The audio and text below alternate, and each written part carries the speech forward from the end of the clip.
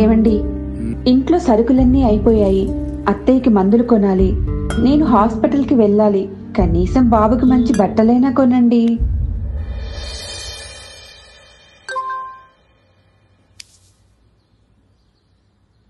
ఇప్పుడే డబ్బులు పడ్డాయి. సాయంత్రం అన్ని కొనుక్కొని వస్తా.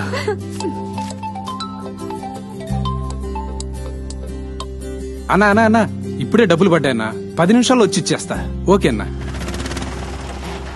Full tank 800. 800?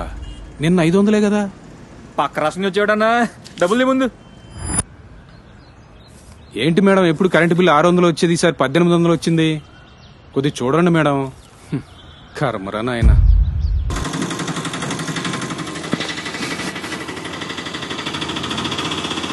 ఆపో ఆపో, ఏంటి స్పీడ్ ఏంటి? ఆపు టాబుల్ది తొందరది.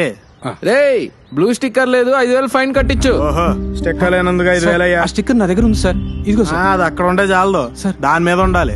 డబ్బులు ఎవడికి ఓకే కావు, చాలా నాడు పెరిగింది. కట్టు సార్. ఈ 2000 తీసుకోండి సార్. సార్ ఉంచండి సార్ ప్లీజ్ సార్. చాలు. Please sir. మొత్తం కావాలి. పిల్లలకి ఫీజులు వండి కట్టుకోవాలి. వీళ్ళ దగ్గర చాలా రేయ్, పంపించు, బేగా పంపించు. తీయాలి బేగది. నువ్వుగా అన్నా, ఆటో స్టార్ట్ అవట్లేదు, ఏందో చూడవా? పెద్ద కొంతలోనే వేసావు కదన్నా. 4000 దాకా అవుతుంది. అన్నా 4000. 4000? అన్నా ఒక 1000 రూపాయలు చూడన్నా. నాకు కాదు లేదు. 4000 చేస్తాను. అన్నా, లేదు అన్నా, అన్నా. ఈ ప్రభుత్వం 10 రూపాయలు ఇచ్చి 100 రూపాయలు లాక్కుంటుంది. ఆశపడి ఓటేశాం, నిరాశకే అంకితం అయిపోయాం. మన బ్రతుకులు బాగుండాలంటే చంద్రన్న సంక్షేమమే రావాలి.